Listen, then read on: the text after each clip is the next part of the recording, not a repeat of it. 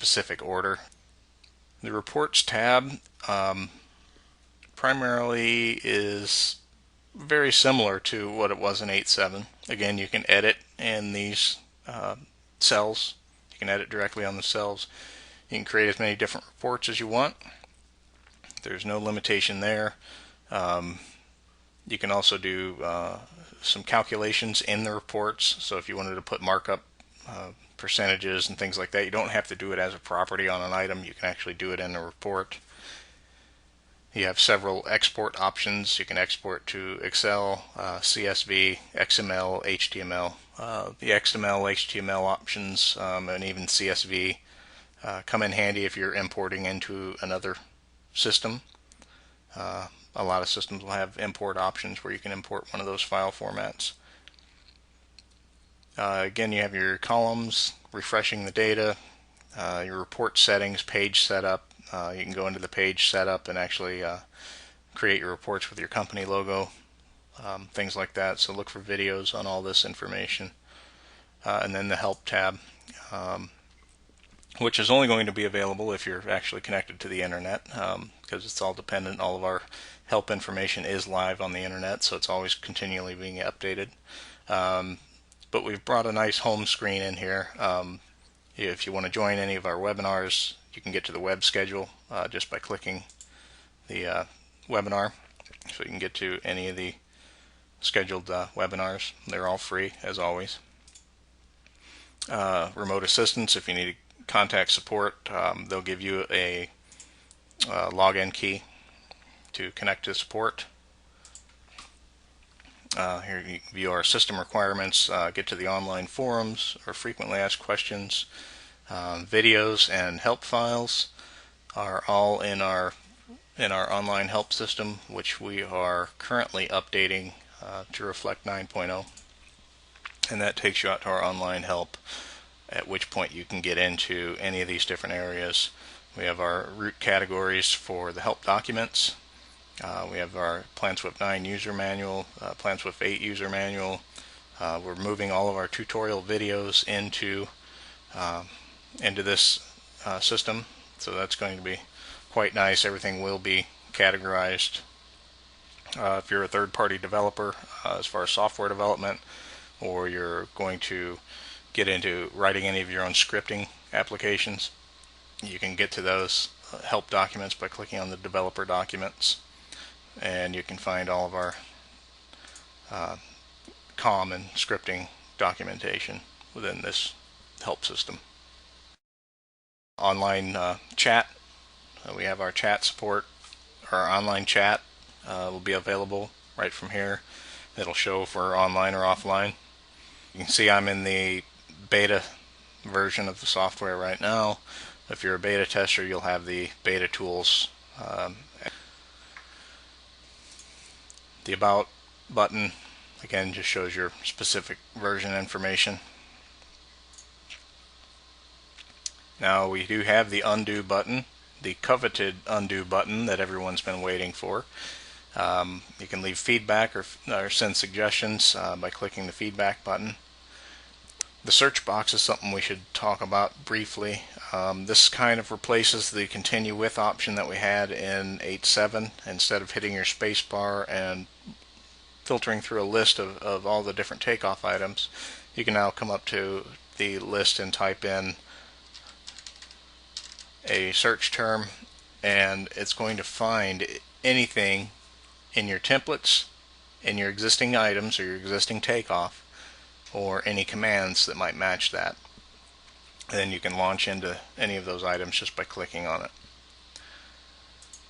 Now let's talk about our sidebars. We have our pages and bookmarks. The sidebars are a little bit different than they were in 8.7, so you're not going to be able to dock them around in the same fashion. But you'll see we have our pages and bookmarks. So I have pages here, bookmarks at the bottom.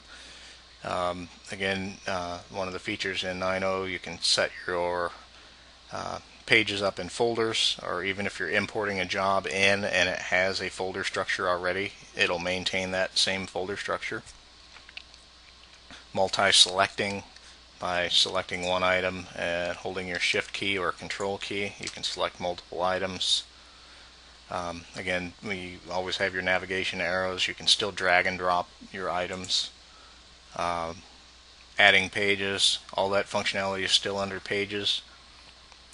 In bookmarks, you can add new bookmarks, delete your bookmarks. Again, you can multi-select. You can store things in folders. Something else I'm sure has been brought up, but you can drag and drop a bookmark now on a page and actually create a hyperlink to that bookmark. Actually, you can create a hyperlink for anything on your page. You could hyperlink it out to a website or a document. In your documents, a Word document, PDF file, you can hyperlink directly to files as well. You have your notes sidebar. Now, there's kind of twofold here. You see I have a new note which is on my page. It's hidden right now, but it automatically logs the page that note exists on. If I go back to my pages and turn my notes on, you'll see there's my note. Now you can also just keep a running job note over here just by selecting new note. Some info. Now that's just going to create a note. It's not on any particular page, but you'll just edit that note right here on the left sidebar, which is pretty handy. So you can actually put in notes. If you want to timestamp something, you can just click the timestamp button and add that information in there. And you can totally customize these as well as far as columns, what information is showing. You could show the username and actually display the username of the person who created the note. So you're pretty much unlimited in that respect. Again, we have our download plugins in the sidebar. This is still under development from the website, but any plugins related to 9.0 will be available in this category. Now over to the right we have our templates, parts, and inputs. So we've kind of broken that up into 3 sections. So we have our sample assemblies. Any items that you select will have the properties available if there are any input properties specified. So if I were to start digitizing by clicking the quick launch there,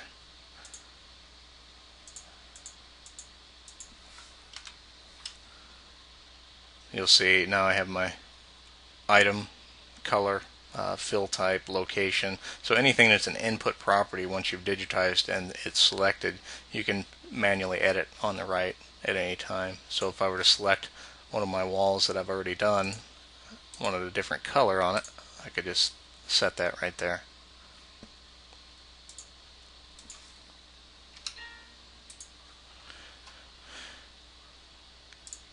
Swift Market, searching for products and services in your area. This is going to be something to watch in the future. There's going to be a whole new functionality added to this in the near future. Your takeoff summary is just that. It's a takeoff summary of the entire job. It's not page by page. This is not going to look exactly like your estimating screen. So it's going to be a little bit different. It's there just as a reference. And then your attachments sidebar, so you can add new attachments to your job, extra documents, Word documents, PDF files. Your project specs you'd want to put over in the attachments so they don't list out in your page list. As far as docking options, if you're used to working on multiple monitors, you can simply right click on one of the navigation bars, one of the menu bars, and specify if you want to dock it left, dock it right, dock with something else, or undock it altogether. So if I wanted to undock my notes, I've now undocked my note and I can send it off to another monitor or do whatever I want with it at this point. Now there's not a reset layout button, but when you click the red X on any undocked item, it's going to dock it back to its default location.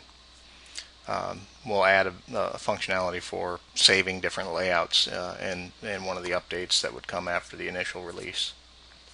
Hopefully you found this video useful, just to kind of show you around where things are located, get you feeling a little bit more comfortable with 9.0. The next video is going to be how do you get your parts and assemblies, or bring a previous job into 9.0, because it's a little bit different process. We actually have to convert those jobs over to the 9.0 format. Once you go to the 9.0 format, you can't take that job back to 8.7. So if you're anticipating doing an upgrade right away, if you're mid-job, working on a job in 8.7, I would suggest finishing that job in 8.7 and leaving it there, rather than trying to upgrade and then work midway through your project.